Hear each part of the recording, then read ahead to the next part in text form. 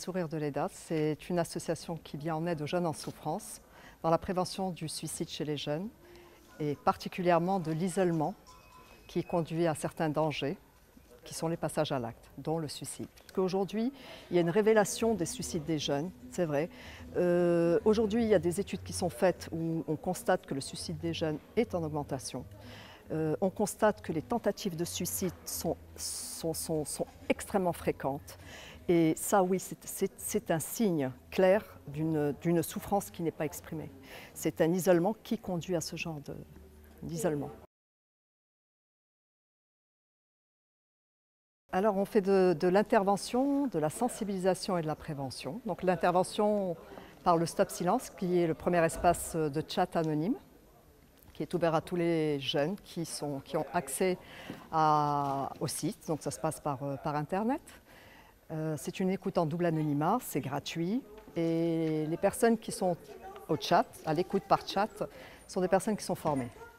On fait de la prévention. Alors la prévention, on le fait dans le cadre de grands événements de communication. Donc ça se passe en général dans le cadre de la sensibilisation à la prévention du suicide, dans le cadre de la Semaine internationale de prévention du suicide.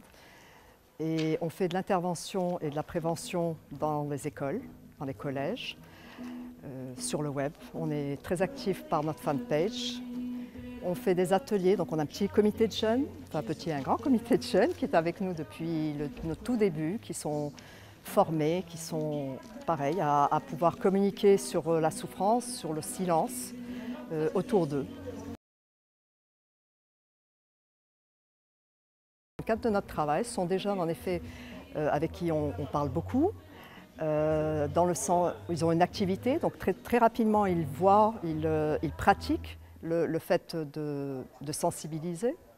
Et puis ils ont aussi quand même des limites. Alors on est bien d'accord qu'un jeune n'est pas là pour intervenir chez un autre jeune qui est en crise suicidaire. Ils ont des limites, c'est-à-dire qu'une fois qu'ils repèrent un jeune, ils vont nous prévenir, ou ils vont prévenir un adulte. Donc ça, ils sont formés aussi pour connaître leurs limites. Mais quand je dis ambassadeur, c'est simplement de se dire, ok, c'est quoi le silence ?